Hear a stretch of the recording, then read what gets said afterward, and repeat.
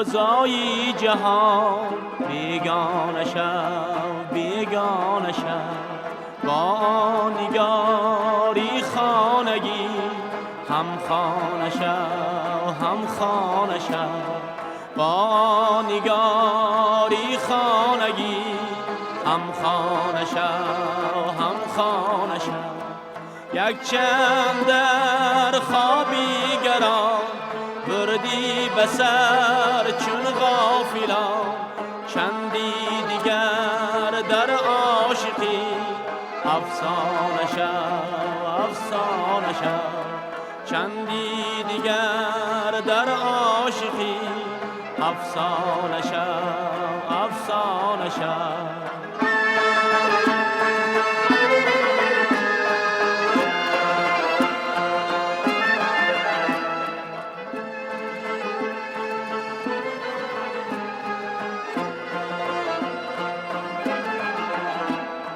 تا در حریم زلفی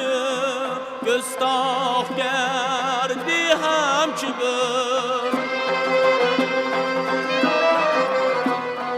با صد زبان در خاموشی چون شانه شو چون شانه شو خود را بسوزی پاک اگر از عیب خود را پاک کن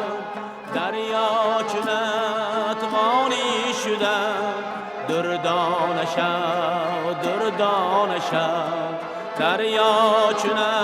اتمانی شدم دردانه شو دردانه شو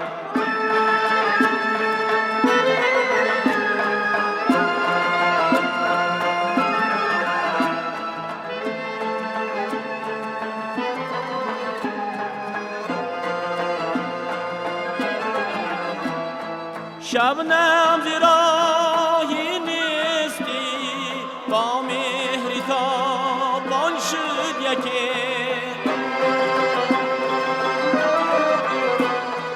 جان را به جانان برفشان جانان شب جانان شب از عارفی رو می شنم گر حرفی سایی بیشنوی علت رها کن عاشقا دیوانه شو دیوانه شو علت رها کن عاشقا دیوانه شو دیوانه شو ای دل ز افزای جهان بیگانه شو بیگانه شو